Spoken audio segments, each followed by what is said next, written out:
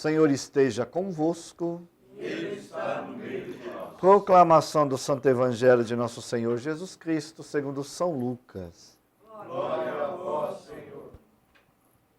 Naquele tempo, Jesus viu um cobrador de impostos chamado Levi, sentado na coletoria, e Jesus lhe disse: segue-me.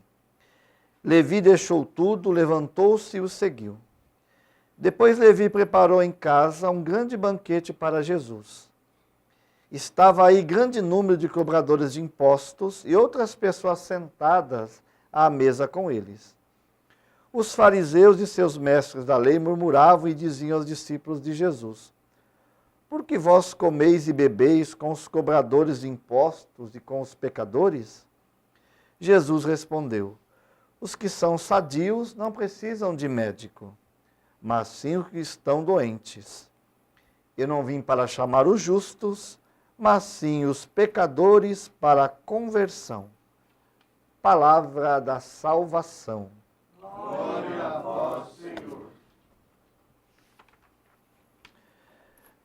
Tempo da quaresma, tempo de conversão. Claro que todos os anos, ou todo ano litúrgico, é tempo de conversão, tempo de mudança de vida. Né? A gente não pode esperar somente a quaresma para estarmos mais perto do Senhor e nos convertermos. Todos os dias nós somos chamados à conversão.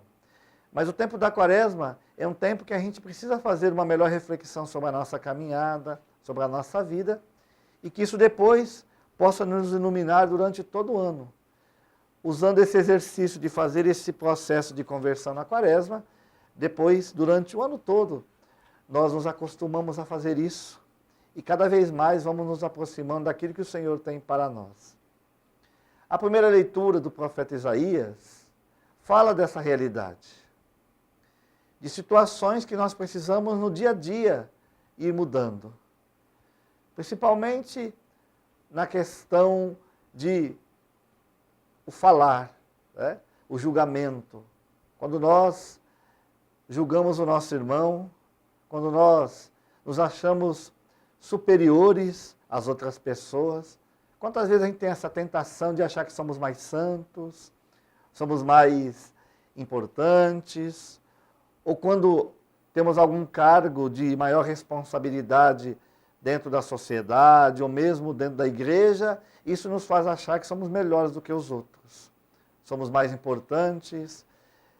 Ou muitas vezes, quando já estamos num processo de conversão mais elevado, ou com uma intimidade maior com o Senhor, achamos que isso nos torna melhor do que os outros.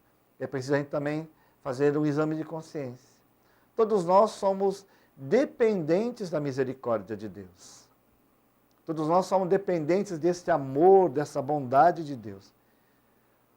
Vemos isso no Evangelho que ouvimos hoje, narrando a conversão de São Mateus, um cobrador de impostos.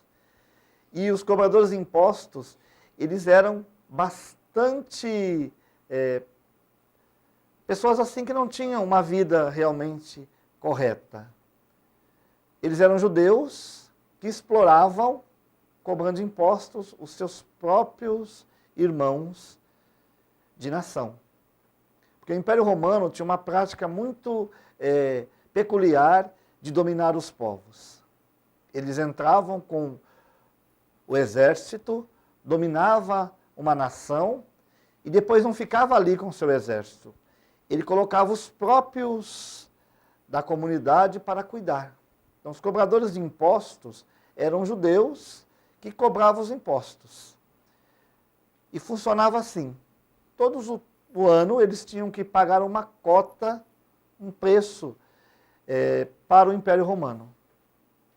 A forma como eles iam cobrar isso, cada nação resolvia do seu jeito. Aquilo que passava, que eles cobravam a mais, os cobradores de impostos, aqueles que estavam administrando aquela nação, ficava para eles. Então, era muito fácil que os cobradores de impostos enriquecessem, porque eles exploravam o povo. Então, os cobradores de impostos não eram bem vistos pelos fariseus, não eram bem vistos pelo povo, eles eram odiados pelo povo. E Mateus era um deles.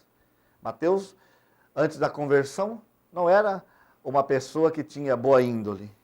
Ele realmente extorquia os da sua casa, os próprios da sua nação. Roubava mesmo, porque ele cobrava aquilo que o Império Romano pedia e com certeza cobrava muito mais para se enriquecer.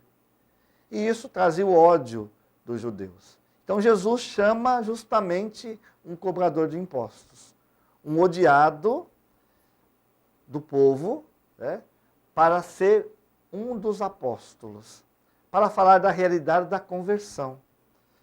Vemos o Mateus antes e depois que experimenta o chamado de Jesus, a mudança de vida.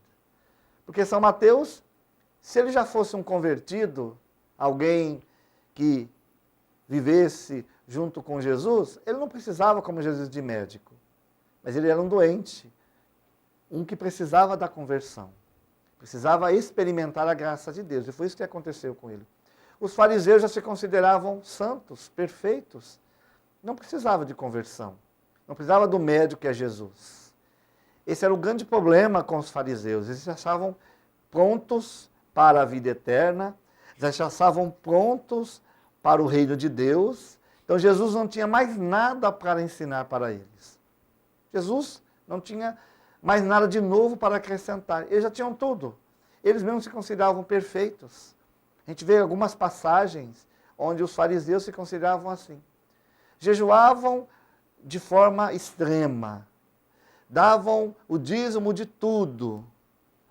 Se achavam superior, quando a gente vê aquela passagem onde Jesus conta a história do pecador e aquele fariseu que vai no templo dizendo: Senhor, eu faço isso, eu faço aquilo, eu não sou como esse pecador que está aqui. Né? Mas o que acontecia com esses fariseus? A soberba de se achar melhor do que os outros. Não davam condições, nem espaço ao coração para experimentar o amor de Deus. E nós perguntamos também para nós, será que muitas vezes também nós não nos comportamos como os fariseus? Nessa quaresma é preciso fazer essa reflexão.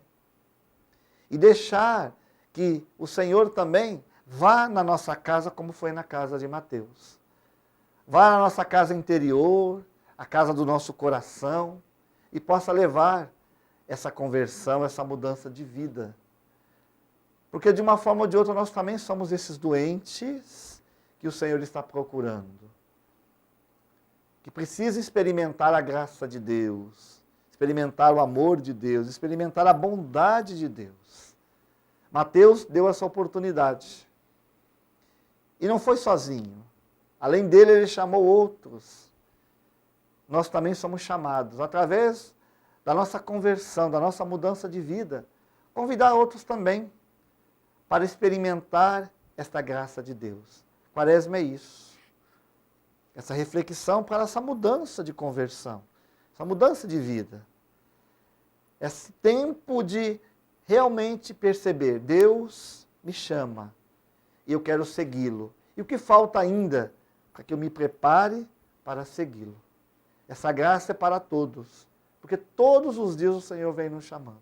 Por isso, meu irmão, minha irmã, faça dessa quaresma realmente uma boa preparação para a Santa Páscoa. Só somos cristãos católicos por causa da Páscoa. Nós não somos cristãos católicos por causa somente da morte de Jesus. Se Jesus tivesse apenas sido crucificado e morto, não teria cristianismo católico. Seria apenas uma outra seita judaica. Agora, nós somos cristãos católicos porque nós temos a Páscoa. Crucificação, morte e ressurreição de Jesus. É isso que nos dá a graça de sabermos que o Deus que nós seguimos, né, esse Jesus Cristo, passou pela cruz, mas ele não permaneceu na cruz. Ele ressuscitou. E é isso que nós comemoramos na Páscoa. É isso que nós comemoramos no Tríduo Pascal.